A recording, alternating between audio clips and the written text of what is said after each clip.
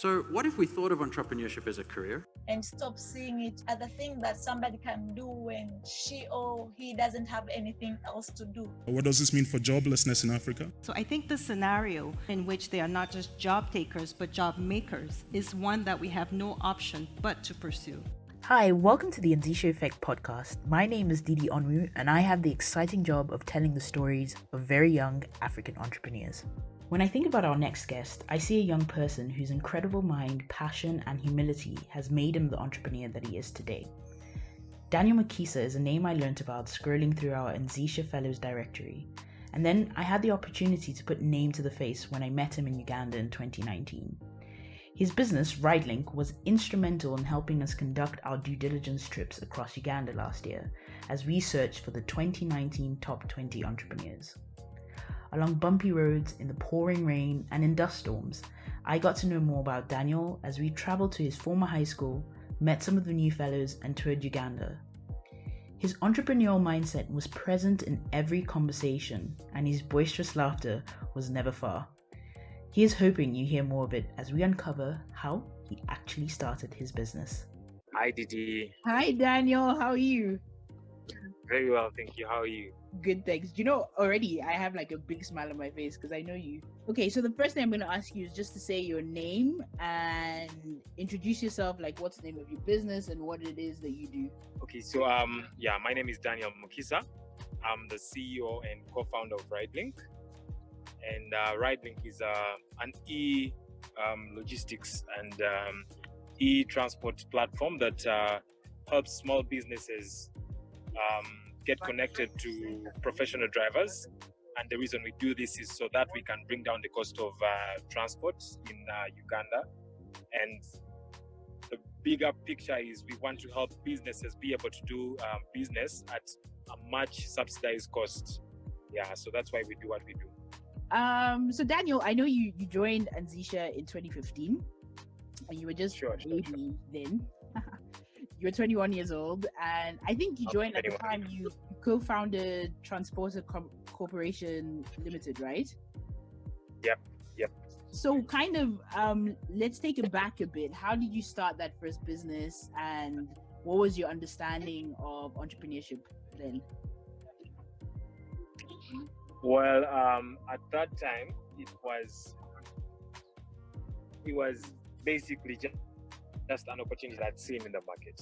I had been doing a bit of business in school and at campus at university, and then there was an opportunity to even do it bigger because there was e-commerce had just started picking up in Uganda, and at that time, Jumia, before it became the Jumia we know, was called Hello Food. So we used to, at university, you want to try out the new things that are happening. And so it was just cool to order for things online and have them delivered to you. And at that time, we used to order for things online, but they would take 2 hours, would take a very long time for things to get to you. So I thought there would be an opportunity in that space. And then when I had a friend who was much older, he was about 3 years older, right, and he was doing business. He was thinking about how to do technology business, how can I get into the tech space?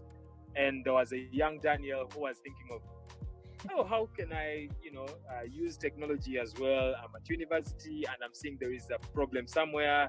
So because of the synergy that I had with him, we thought we could do deliveries, and the best people to do deliveries for was Hello Food, and for us, because we wanted to just get the food get to us faster, wanted to get things delivered to us faster, because that's what we're doing at university.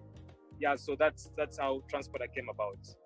Okay, and so when you first decided to go into it, I know you actually featured in our book, Parenting the Boss. I'm just trying to understand what your support was like during when you started Transporter. What were your parents saying? What were your friends thinking? Well, my parents were not in support of it because they thought I was diverting from school, and they didn't think I would think about school that much. Their plan was I study well, get good grades, and get a good job. And I told them I don't want to get a job because I think I can create other jobs. And they didn't believe that they didn't think their money should go towards that. I mean, their money could do better. I would study, get a good job in a good company, and probably make it somehow in life.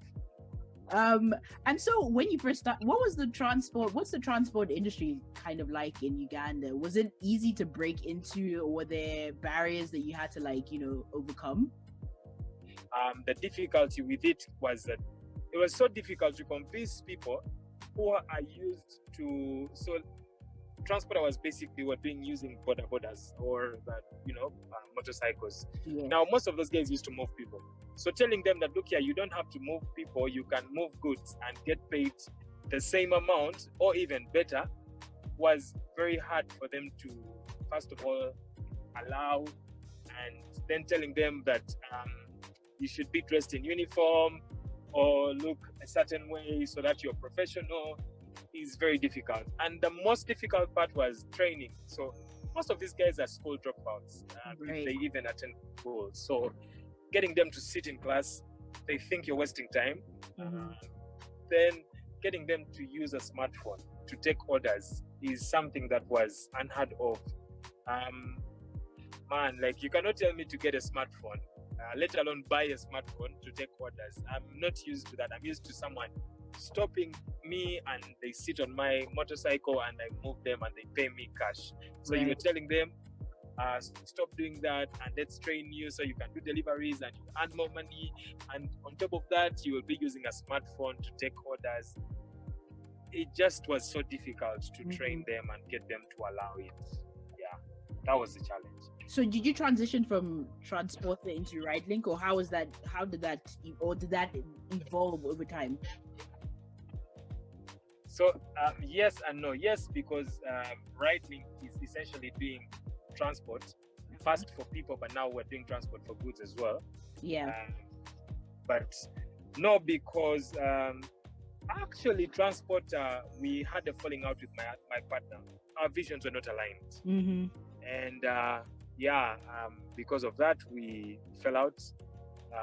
He ran the company. I decided to focus on school and get it out of the way, and then later on bounce back into business. And what better place to go than a place that you've been used to for about 4 years? So that's why I ended up still in transport. And I had interned a bit at Uber. So it gave me working with Uber gave me some understanding of where the next wave of the industry would be going into. So it just sort of fed into RideLink, fed into the earlier knowledge I had gotten from running transporter and a few other things. Right. And so that experience that you had with your, I'm just wondering, that you had with your partner, did that ever taint your desire to go into partnership with other people, or could you isolate that situation? Yeah, it did at some point. But I think for my other partnerships, I was more aware of what to do. I think from the word go, making things clear with all the people that you're going to work with, that hey, we're going to do this. This is what we expect. Putting everything, documenting everything, and making sure everyone is aware of their duties. And if they don't perform, then there are consequences. If they perform, there are rewards. So just putting in place a reward system and some sort of, how do you accountability at every step for all the partners, so everyone knows that hey, if I'm in this, I'm in it for real, and we're doing this. If I'm contributing 20% time to this, then I don't expect to be getting as much as someone who's putting in 100%. And if I do 100%, then I expect to get more than someone who's doing 20%. So just making sure that is clear from the word go. I think, that's what happened with my next partnerships. Would you ever go into, like, now that you've run your own business and things like that, and you interned at Uber, was it ever an opportunity for you to stay longer at Uber, or did you always know that entrepreneurship is what you do? I think,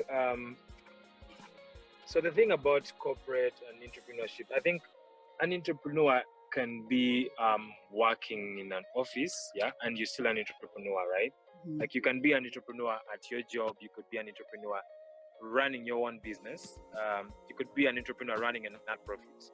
So I guess if need ever called, and there was like an issue to solve a problem somewhere, maybe I would give it a thought, yeah, of as long as the climate is entrepreneurial.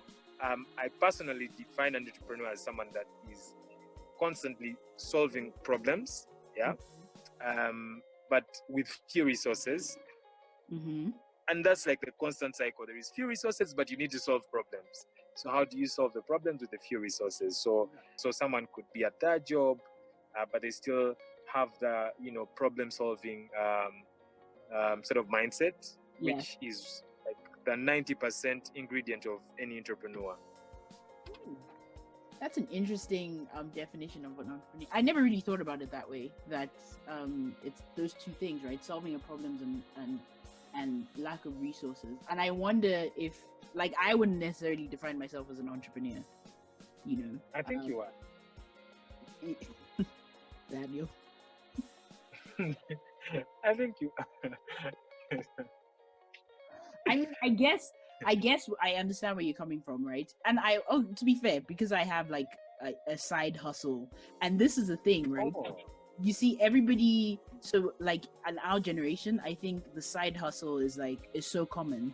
So you can have your 9-to-5 job, and then you're hustling on the side to like whatever that you're pursuing, and you're making money from that. But I don't think people would necessarily classify themselves as an entrepreneur.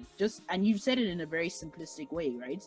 Like, you are an entrepreneur, and people are entrepreneurs, but they just don't see it that way, especially if it's like, and it's linked to that success thing and making loads of money and all of that stuff. What I was talking about, the glamorization of it all. I guess I have to ask about also like raising capital and things like that. Was your age a hindrance? Or what were some of the challenges when it comes to being a young entrepreneur and trying to find investment and raising capital and stuff? So I think the biggest challenge is, how you're never prepped. Like if you ever got married, yeah, it's usually like the first time you're getting married. So like you do not know what to expect, right? So if you had a chance to get married the second time, you probably would make a better decision. So I feel like entrepreneurship is just like that as well. So most of us at a young age, it's like we're doing our first ventures. So you're bound to make mistakes and learn and unlearn. One of the things that I think was key growing up and starting the entrepreneurship journey was failing to document the things that you think you're doing or you are actually doing. I think at a young age, you really need a team. Doing it alone, you can be good at marketing and you're not good at writing stories or telling stories. You could be good at telling stories, but you don't know how to do the figures, and you can tell your story and get to the judging panel and they're asking you figures and you're like, I'm sorry, I don't know what were you saying, and so the team helps. I think sole proprietorship is really difficult. I think it's really difficult. I feel like partnerships help cover up a lot of things and help the team grow. That's interesting that you mentioned like the fact that you work with a lot of your peers, right? So people who are sort of your age group and maybe have the same experience, and it's because at Anzisha we always be young entrepreneurs are more likely to hire their peers. So like a 28-year-old or 27-year-old is more likely to hire like a 20 or 19-year-old. And so what was that experience like working with the young people? Do they make good employees, or is there a gap that you've noticed, or Young people. Well, like you said, Daniel. We are very exciting people to work with. We are hungry for success, and we are easily we're trainable. So we don't have a fixed mindset usually. So that's the thing I've found with most young people. So if you channel that energy in the right direction, you'll get excellent results. Yeah. Daniel, looking back at your career as an entrepreneur, when did you feel that you were successful? You know, when I went back to doing RideLink in 2017, Mm-hmm. I was one man doing a business, and I had a vision of growing a company that could be listed on the stock exchange, could employ so many kids and stuff like that. And I started the business in 2017. 12 months down the road, the first 6 months without any customer, like business customer, Mm-hmm.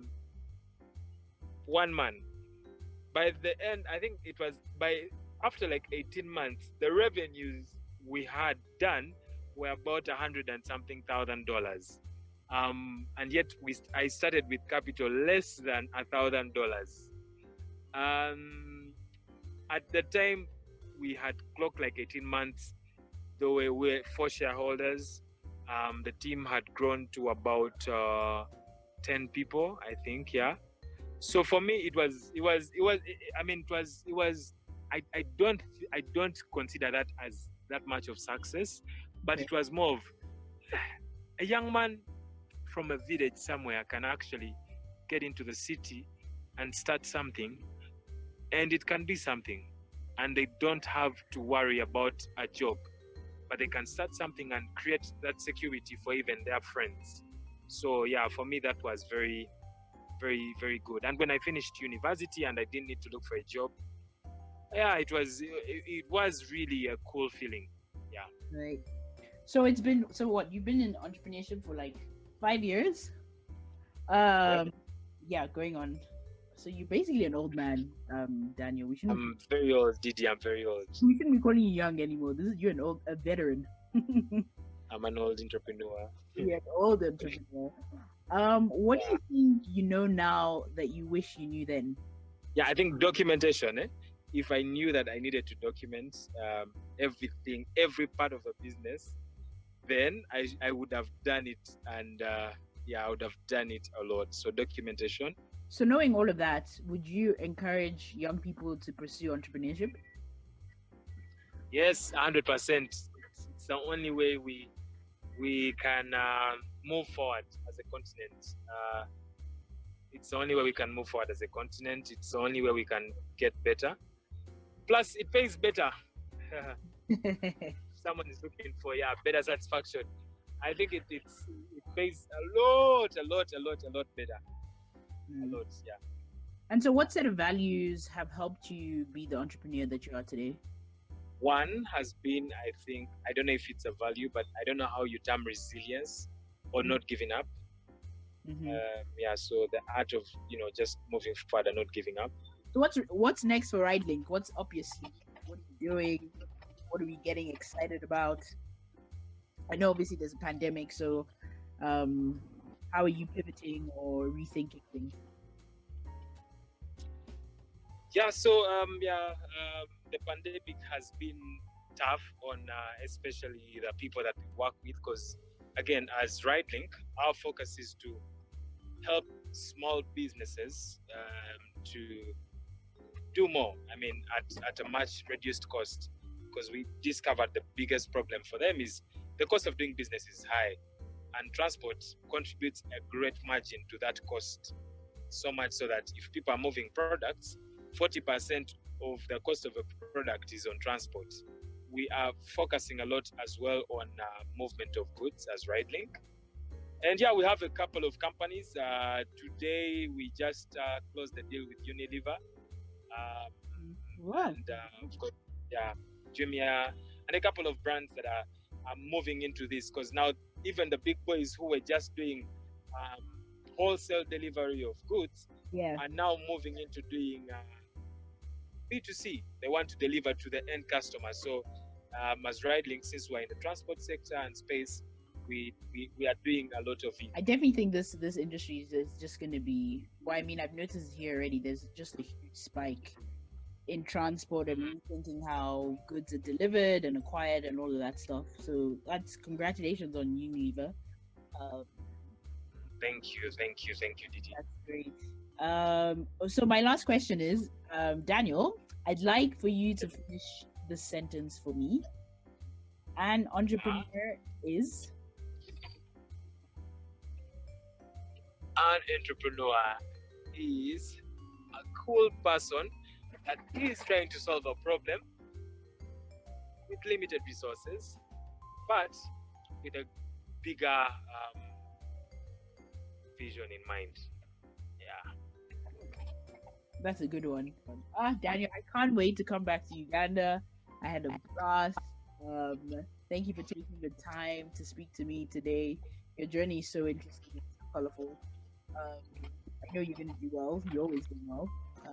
So keep at it. Join us next week as we head to Kenya to chat to Jeffrey Malay, founder of Tunda, to hear more about what investors actually see when they find out the business is run by a 24-year-old.